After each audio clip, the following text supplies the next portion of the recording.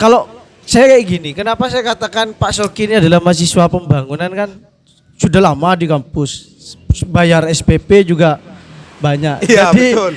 sukses menambah bangunan gedung dan juga bisa menambah apa istilahnya, membangun manusianya kan kayak gitu kan. Karena Pak Soki ini juga aktivis ya, apa bahasanya? Saya nggak paham juga. Kaderisasi kayak gitu. Makanya saya bilang itu Pak Soki ini adalah mahasiswa pembangunan yang nanti ini bisa diharapkan oleh Pulau Madura ya. Kayak gini Pak, kemarin tuh ada isu sebenarnya. Yang isu ini kadang muncul tahunan gitu. Itu tentang keinginan Madura yang menjadi provinsi. Kalau pandangan Pak Soki menyoroti dari jauh selama merantau beberapa tahun ya sekitar 8 tahun ya ada di Jogja kemudian liburan lagi ke Madura itu bagaimana melihat fenomena ada isu Madura ingin berprovinsi gitu. Wacana apa pembentukan Madura sebagai provinsi, saya melihatnya hanya sebatas apa ya, kerjaan atau perilaku para politisi-politisi yang tidak punya panggung di ya kasarnya mungkin seperti itu. Seperti itu ya. Karena saya melihat apa ya?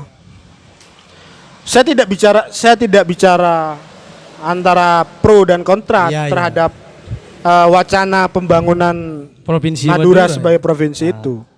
Tapi ya hanya sebatas apa ya? Kerjaan orang-orang yang yang tidak punya panggung panggung politik saja. atau yang menginginkan panggung yang lebih tinggi gitu. Bisa jadi seperti itu. Karena apa ya? Saya melihat belum apa ya? Entah kalau secara dari sisi sumber daya alam mungkin sudah bisa.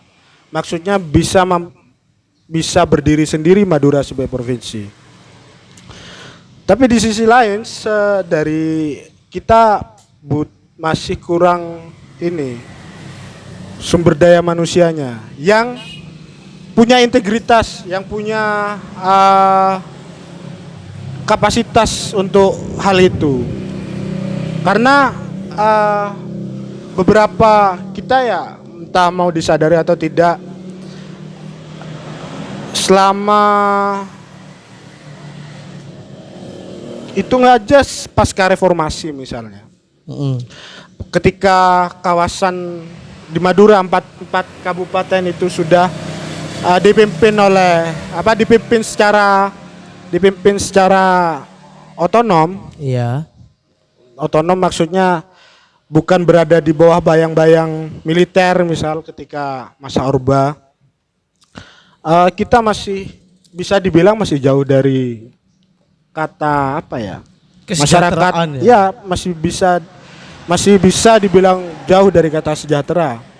Karena melihat bagaimana betapa kayanya sumber daya alam di Madura seperti itu kan. Tapi ya SDM ya yang kalau kata orang-orang mungkin hanya dinikmati oleh segelintir orang saja gitu. Kalau menurut Pak Soki kan kayak gini, Madura itu biasanya memiliki SDM yang segelintir SDM yang integritasnya lumayan lah, ada di panggung nasional lah, kayak Pak Soki sendiri gitu. Tapi dari beberapa orang-orang beliau itu, kenapa kok gak kerasan gitu di Madura? Kenapa ya? Ya. Menurut Pak Soki, apa karena dialienasi atau memang tidak menjanjikan tanah yang segersang ini untuk masa depannya atau muak gitu dengan iklimnya atau bagaimana menurut Pak Soki? Ya saya tidak bisa memastikan hal itu sebenarnya. Tapi mungkin asumsi saya hingga saat ini mungkin ya sudah ada di posisi nyaman begitu kan. tidak berani untuk mengambil Risiko ya. Resiko-resiko yang belum bisa dihadapi, belum resiko yang mungkin bagi mereka memungkinkan untuk keluar dari zona nyaman, dari posisi nyaman saat ini, seperti itu. Oh, berarti ada beberapa faktor ya, cuma diantaranya terkadang tidak mau ngambil risiko kayak gitu ya, untuk itu menurut saya loh, membangun tanah kelahirannya sendiri ya. ya. Karena ya berarti kalau boleh saya simpulkan, pulau yang segersang ini kurang menjanjikan kan kayak gitu untuk masa depan. Sebenarnya saya melihat Madura itu apa ya, tidak gersang sebenarnya. Di balik kegersangan Madura itu menyimpan mutiara ya, sumber daya alam yang saya sebut tadi ya, yang lumayan lah gitu. Misal sumber daya minyak, itu Madura menjadi salah satu sumber daya minyak di Madura ya, salah satu hal yang dilirik investor-investor nasional maupun internasional. Itu satu contoh bagaimana kegersangan di Madura ternyata banyak menyimpan kekayaan, menyimpan banyak hal seperti itu, sumber cuan gitu kan. Tapi yang susah itu Pak ya, di Madura itu mencari pabrik susah Pak. Ya karena mungkin bukan tidak seperti Surabaya, iya, yang kota industri ataupun Jakarta seperti itu kan. Karena repot kalau Madura jadi kota industri, repot. Madura kan dikenal ya dengan wilayah yang agraris, pertanian, terus sumber daya lautnya yang melimpah juga kan. Saya kira kalau Madura jadi kota industri akan berbeda, akan bergeser gitu menjadi urban nanti. Kebudayaan yang sudah terbangun selama ini akan hilang, terkikis gitu, akan hilang.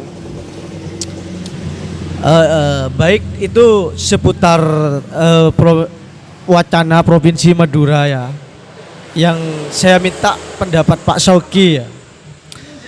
Cuma kayak gini sekarang Pak, dari beberapa kabupaten kan dulu itu ketika Republik Indonesia Serikat, Indonesia itu sempat sebenarnya menjadi negara ya. Madura maksudnya? Iya, ya. Madura itu sempat menjadi negara, cuma masyarakat itu memberontak terhadap pemerintah ketika itu, siapa itu namanya saya lupa ya dalam sejarah, karena kas kurang kayak gitu ya.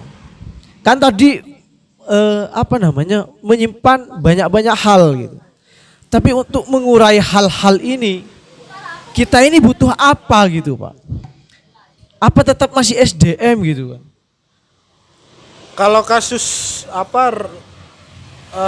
Madura sebagai negara ya, waktu masih belum statusnya negara kesatuan waktu itu. Iya.